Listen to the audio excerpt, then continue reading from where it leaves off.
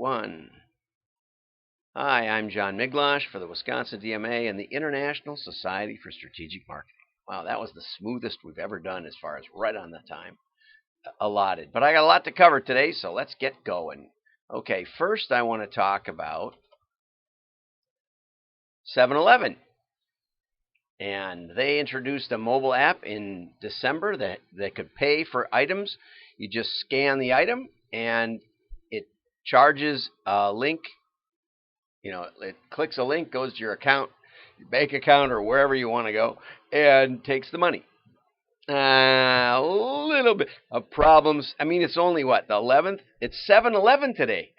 How ironic. Anyway, so on 7-Eleven Day, they realized they were getting hacked to pieces. Only a week and a half after they introduced it. And what happened was you only needed to know a user's date of birth, their email and phone number, and you could send a password reset to a different email address. There's a flaw in the programming. It's so funny. Programmers. And every time I slide my chip card in, it says do not remove card. I see remove really a lot. Do not. Nots are not big in my head, as you can tell. And why don't they just say wait and then remove? Keep the verbs straight. If I could do one thing for the world, I think that would be one. Just change that copy. It's everywhere on every machine. Say wait and then remove. Not do not wait, do not remove, and then remove. That doesn't make any sense.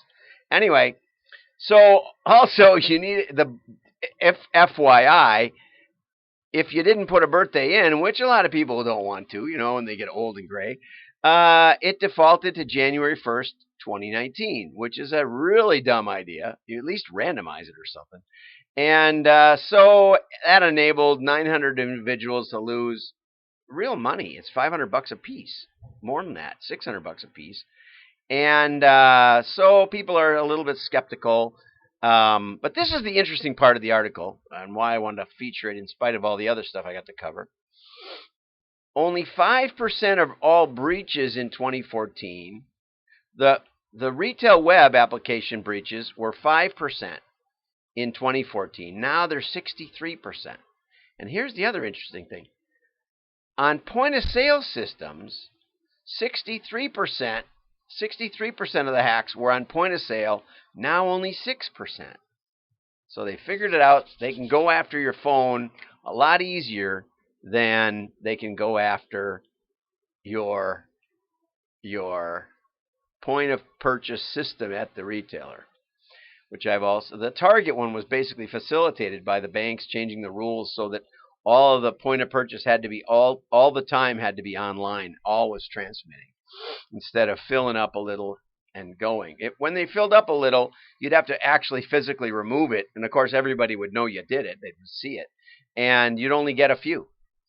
But then when the hackers figured out they could get in the middle, then all of a sudden they could get whatever they got, 1 million or 20 million or some crazy number.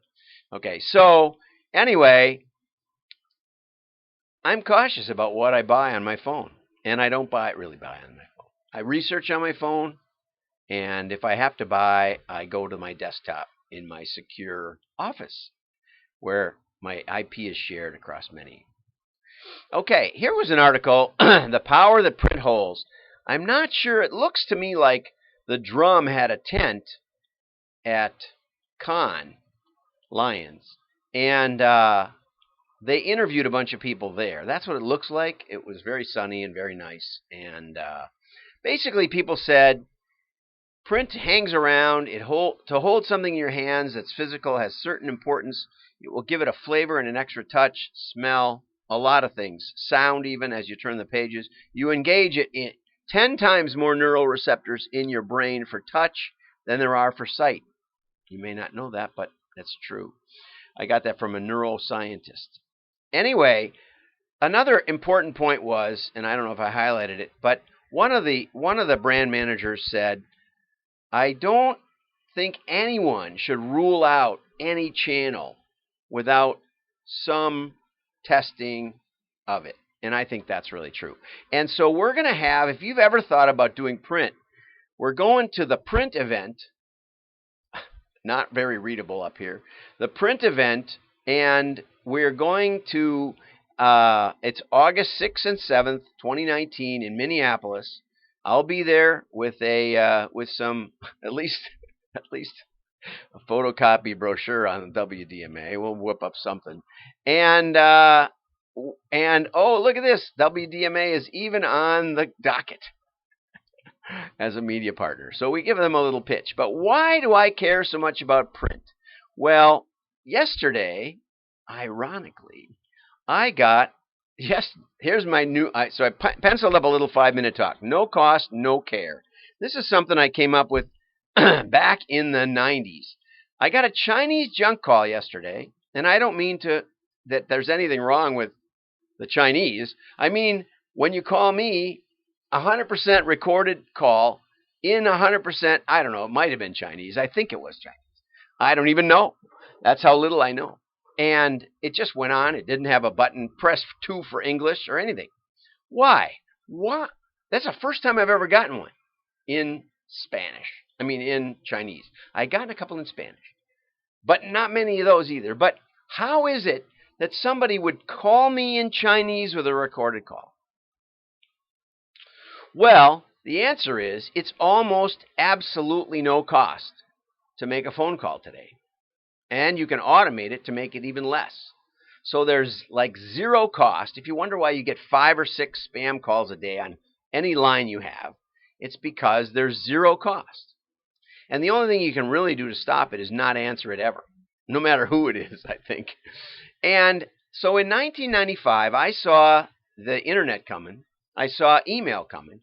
And I said, you know, as the cost per contact lowers, there will be less concern about how well we do what we do. You know, there's all kinds of sayings like no pain, no gain, or you get what you pay for. And the concept that they get after is that if you pay a lot, you'll get a lot. Now, I asked one of my friends who was president of a fancy men's boutique catalog, I said, what's the difference between that $600 Versace shirt and the $30 golf shirt I got at Kohl's? And he said about $570. You know, Kanye West at least keeps the materials one kind, you know, he has concern about all that. So, I don't know. Anyway, but the converse is even more true. The converse is you can pay too much. That's true. Maybe the Versace is too much, but, you know, there's that ethos and panache and all that. But if you pay nothing, you value it at nothing. You don't care about throwing it out. Like I got 2 zero-gravity chairs for Father's Day, and they were like $25 a piece, and I don't want them. And I said I'll put them out by the curb. I just don't want them that much. I don't want another thing to deal with in my life because my wife suggested I take them in and out as the weather changes. But anyway, to preserve their quality at $25 a piece. So it's hard to care when you pay little or nothing. It's hard. There just isn't much to it. Okay? Now, how does that translate to marketing and advertising? The lower the cost, the lower the care. And that includes targeting, as obviously, you know, if you make enough calls, you're going to get some people who speak Chinese. Absolutely will. I don't know what the percentage is. 2, 3, 4, 5, 6%. I don't know. It's something. It's under 10, I'm sure. You don't care at all about the creative, really, because you're just throwing it at people. Attribution, this is one of the main things that gets damaged. You know, I was talking with a client yesterday, and they were talking about whether we should give credit to the email for reactivation when we've already mailed them something substantial. And I said, well, the trouble is you email everybody. So email will get credit for everybody because email costs nothing. So you just spread it out. Now, if you want to give email credit when there is no mailer, I'm good with that because then obviously we've done a holdout, you see, and it makes some sense. But when there's no cost involved, it's very difficult to care about attribution very much. You just Spray and pray. We're doing more spray and pray these days than we ever did with mass media because it's cheaper. You know, mass media had to produce a commercial for a couple of grand, 10 grand or whatever. And engagement is nothing. And we could go into that, but we already did, about how touching and holding is crucially important. And I've got a whole rest of a talk about the challenges, but here it is, I won't get into all this stuff. I'm John Miglosh. I hope I make you think. Let's see you at the print event in Minneapolis, first week in August. Like and share.